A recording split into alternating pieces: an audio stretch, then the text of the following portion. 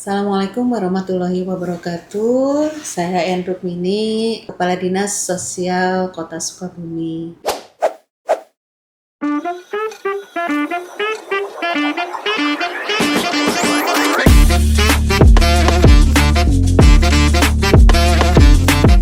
Menjadi Kepala Dinas Sosial Kota Sukabumi, saya diberi kepercayaan dari mulai 8 Juli 2025. Dinas sosial ini salah satu perangkat daerah yang ada di pemerintah daerah Kota Sukabumi yang mempunyai tupoksi khusus di bidang kesejahteraan sosial. Jadi yang terkait dengan bidang sosial itu ada di Dinas Sosial. Dinas Sosial ini merupakan perangkat daerah tipe C gitu. Tipe C ini yang mempunyai 2 bidang, 1 sekretaris. Nah, bidang ini yang ada di Dinas Sosial ini adalah bidang pemberdayaan sosial dan penanganan fakir miskin, kemudian bidang rehabilitasi sosial dan perlindungan jaminan sosial. Untuk 2025 ini kita sudah mengusulkan agar Dinas Sosial ini menjadi tipe C yang mempunyai 1 sekretaris dan 3 bidang. Nah, dari perlindungan jaminan sosial itu menjadi salah satu bidang tersendiri sehingga kita lebih dapat menjangkau masyarakat dalam urusan sosial.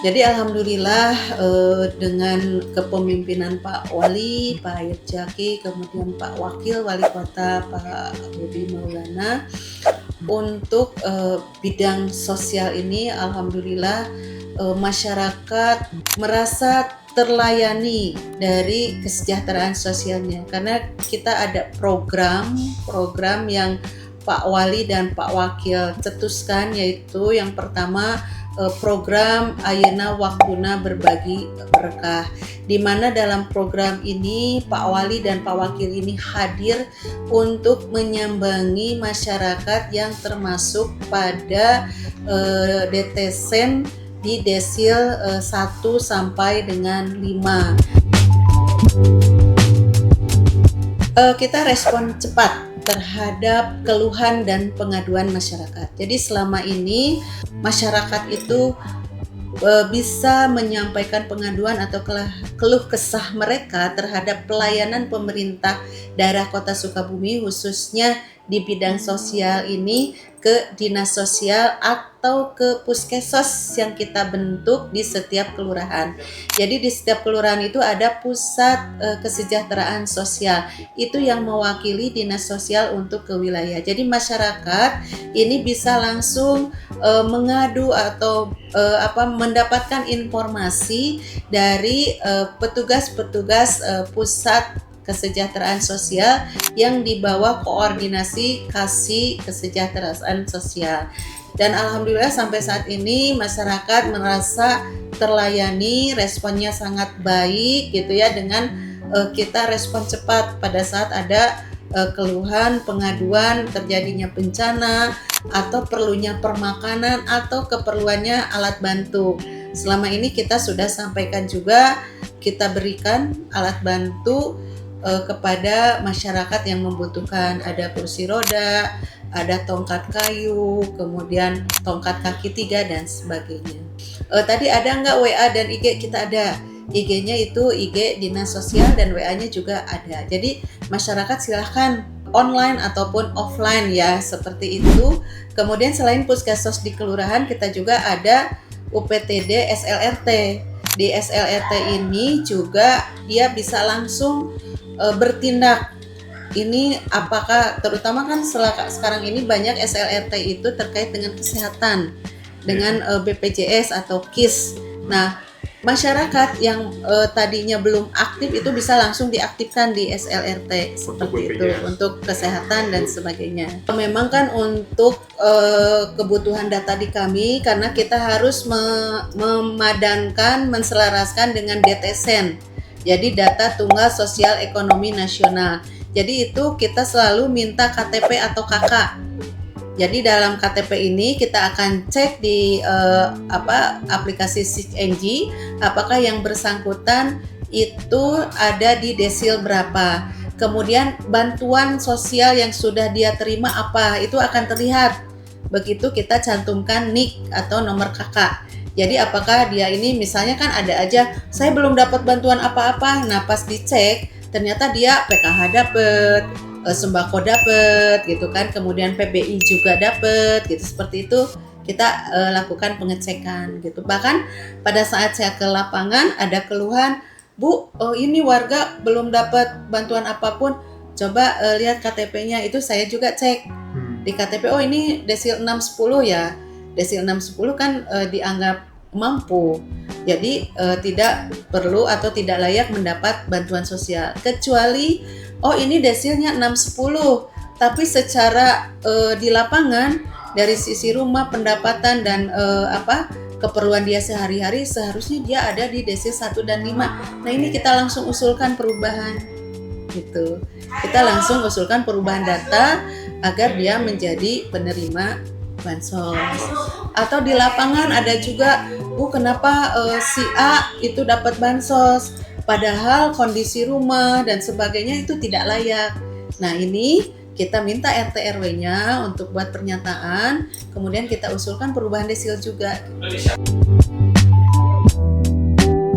Jadi 12 pas ini adalah tagline dari Pak Mensos. Sebenarnya kalau dari aturan itu PPKS. Jadi PPKS ini pemerlu pelayanan kesejahteraan sosial. Nah 12 pas ini pemerlu atensi sosial.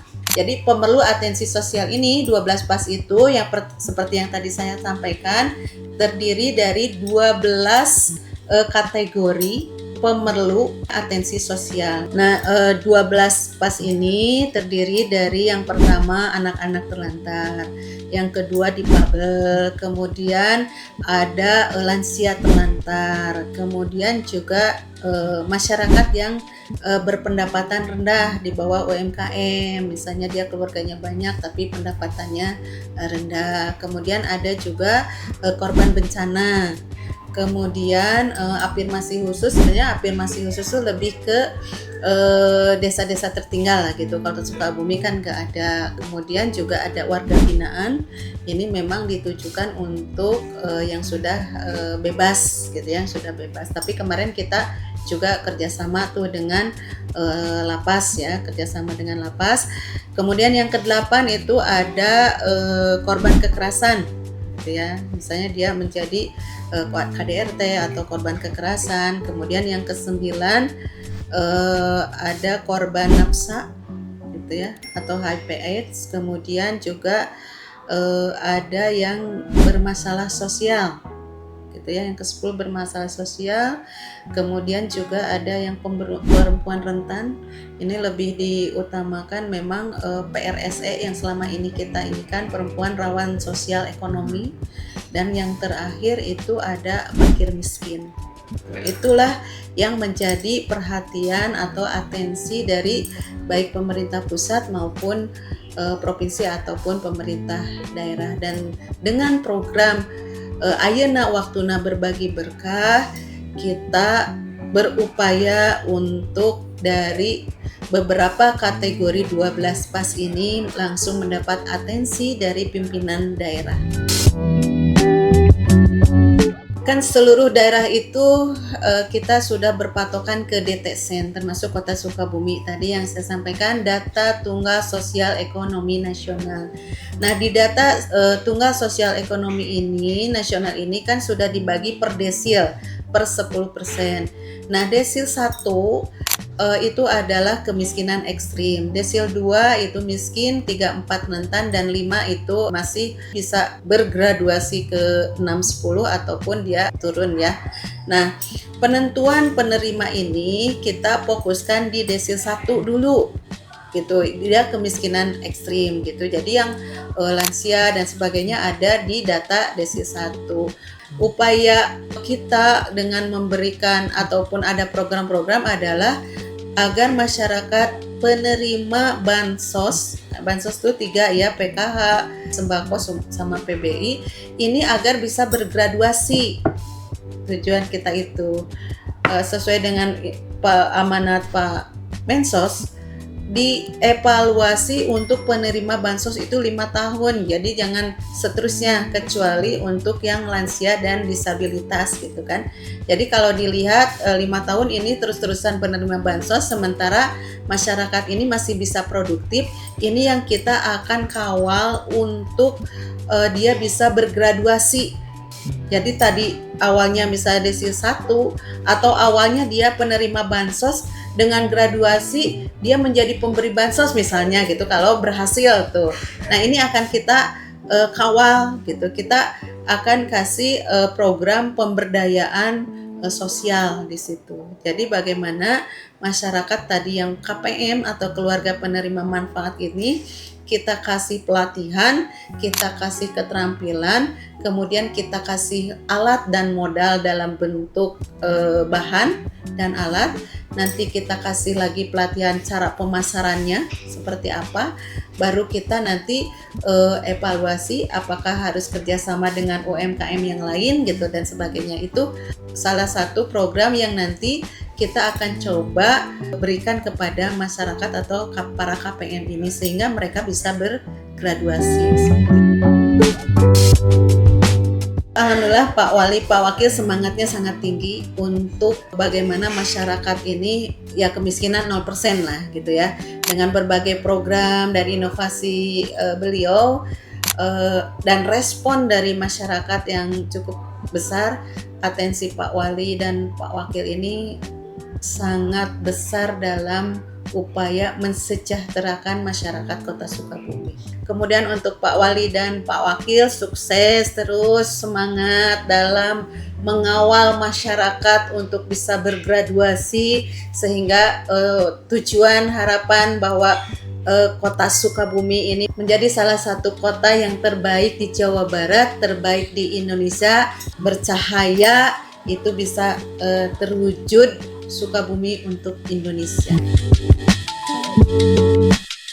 Terima kasih, mungkin itu gambaran umum terkait dengan dinas sosial. Terima kasih, mudah-mudahan apa yang kita lakukan, harapan kita semua bisa terwujud dengan baik dan senantiasa mendapat ridho dan barokah dari Allah Subhanahu wa Ta'ala. Terima kasih. Assalamualaikum warahmatullahi wabarakatuh.